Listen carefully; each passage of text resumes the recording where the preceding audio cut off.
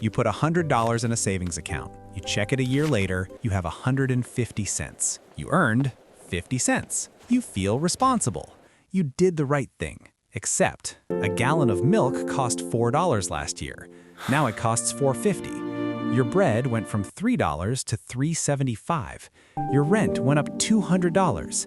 Your car insurance increased. Your electricity bill is higher. You saved money, and somehow you can afford less than you could a year ago. This isn't bad luck. This isn't your fault. This is math. Cold, brutal, invisible math. And it's been eating your money alive since the day you started saving. Let me show you how saving money is quietly making you poorer.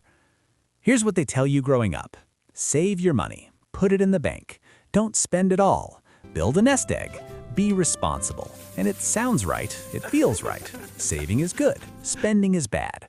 That's the story. That's what every parent, every teacher, every financial advisor has been saying for generations.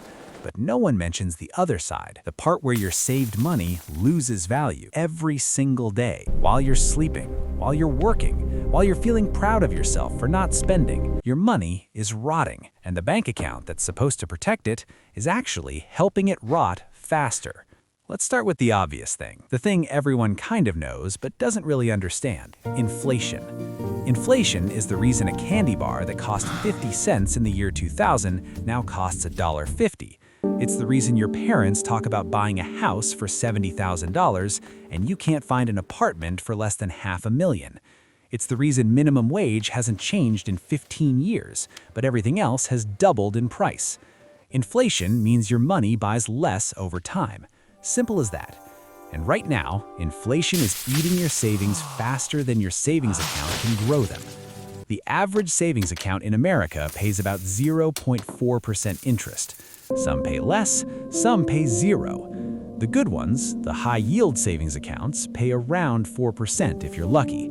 Meanwhile, inflation over the past few years has been around 4 to 6%. In 2022, it hit 9%, the highest in 40 years. Do the math. You earn 4% in your savings account. Inflation is 6%. You're losing 2% every year. You're paying the economy to hold your money. You saved $1,000. A year later, you have $1,040. But that $1,040 only buys what $940 bought last year. You gained $40 in your account. You lost $60 in purchasing power.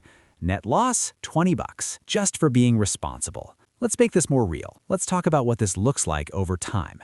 You save $10,000. You're proud. You put it in a savings account earning 0.5%. You leave it there for 10 years. In 10 years, you'll have about $10,500. You earned $500 doing absolutely nothing. Feels good, right? Except inflation averaged 3% over those 10 years. That $10,000 you saved, it now has the buying power of about $7,400. You didn't lose money on paper, your account balance went up. But in the real world, where you actually buy things and live your life, you lost $2,600. You saved for a decade, and you're poorer than when you started. This is the quiet theft no one talks about. You did everything right. You were disciplined. You didn't blow your money on stupid stuff. And the system punished you for it. Now, here's where it gets worse, because it's not just inflation. It's the entire structure of how money works. When you put money in a savings account, the bank doesn't just hold it, they lend it out. We covered this in the last video about how banks make profit. They take your deposit and loan it to someone else at a higher rate. You earn 0.5%, they lend it at 5%. They pocket the difference. You take all the risk, they take all the reward. But let's talk about who's borrowing that money, because this is where the irony gets absurd. Someone borrows your saved money to buy a house. Real estate appreciates, historically about 4% a year. Over 30 years, that house doubles in value. The borrower builds wealth. The bank makes profit on the loan. You earned 0.5%. Someone borrows your money to start a business. The business grows, they make millions. The bank collects interest on the loan. You're still earning 0.5%. Someone borrows your money to invest in stocks. The market averages 10% annual returns over the long term. They get rich. The bank facilitates it and charges fees. You're sitting on your savings earning coins. Everyone in the chain is building wealth except you, and you're the one who provided the capital in the first place. Saving money doesn't make you richer. It makes everyone else richer while you stay still, or worse, fall behind.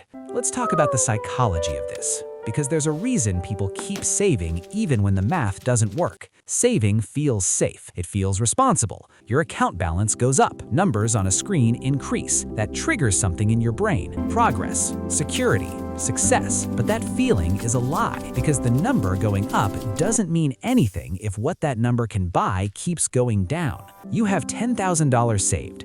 That's your emergency fund. That's your safety net. Except 5 years ago, $10,000 could cover 6 months of expenses. Now it covers 3. The number stayed the same. The safety disappeared. This is called money illusion. Your brain sees the nominal value, $10,000, it looks the same, it feels the same. But the real value, the actual purchasing power, has been cut in half. You think you're getting ahead, you're actually treading water, and the current is pulling you backward. Now let me hit you with the really uncomfortable part, the part that makes this whole system feel rigged. Rich people don't save money. Not the way you do. They don't have $50,000 sitting in a checking account earning 0 interest. They don't keep their wealth in cash. They put money into assets, real estate, stocks, bonds, businesses, things that grow faster than inflation, things that generate income, things that compound. When inflation goes up, asset prices go up. Real estate gets more expensive. Stock prices increase. Their wealth grows. They're protected, insulated. Inflation doesn't hurt them. It helps them. Meanwhile, regular people are told to save, put money in the bank, build an emergency fund, be conservative, don't take risks. And while they're being responsible and saving, their money is losing value. The gap between them and the wealthy gets wider.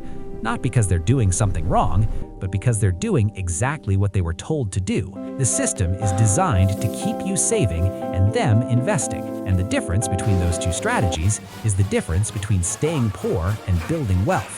Let's make this more real. Let's talk about what this looks like over time. You're 2 people. Person A saves $1,000 a year for 30 years. They put it in a savings account earning 1% interest.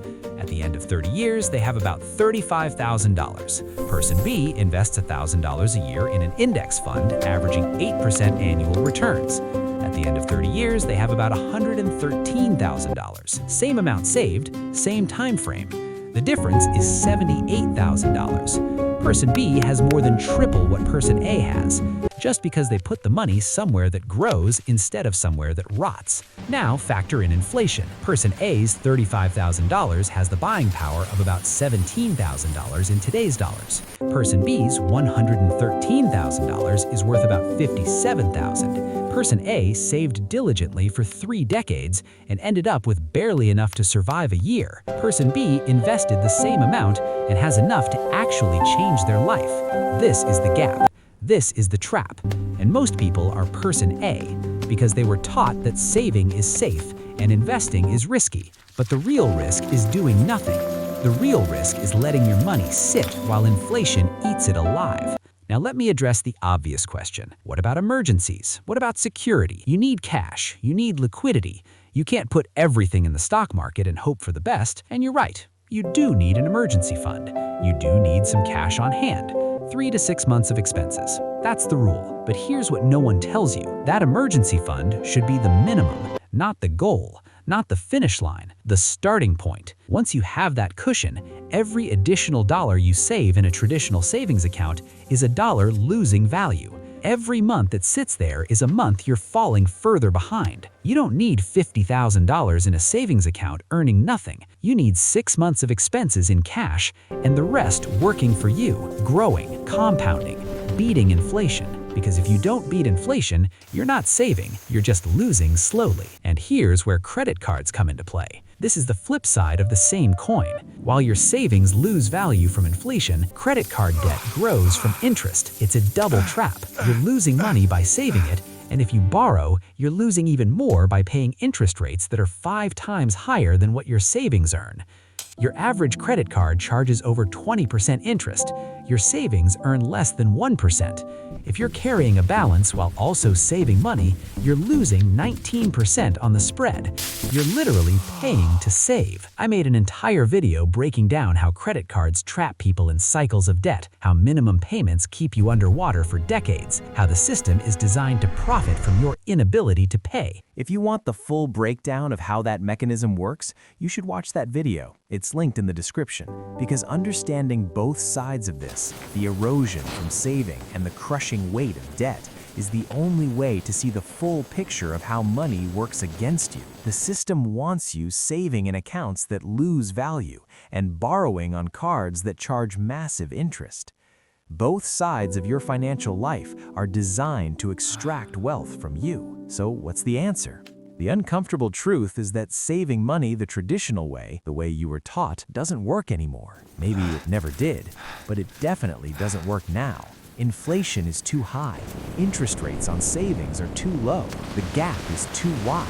You can't save your way to wealth. You can only save your way to staying broke. If you have come this far, so consider subscribing the YouTube channel and liking this video. So here's the question I'll leave you with, the one that sits at the heart of this entire story. If saving money makes you poorer, if the system punishes you for being responsible, if inflation eats your wealth while asset prices soar out of reach, what are you actually saving for? Are you saving to build wealth? Because the math says you won't. Are you saving for security? Because inflation is eroding that security every single day. Are you saving because that's what you're supposed to do? Because someone told you it was the right thing? Or are you saving because you don't know what else to do? Because the alternative, investing, feels scary and complicated and rigged in its own way. Maybe the answer is that saving isn't the goal anymore. Maybe it never was. Maybe the goal is to get your money out of the slow death spiral of a savings account and into something that actually grows. Or maybe the answer is darker.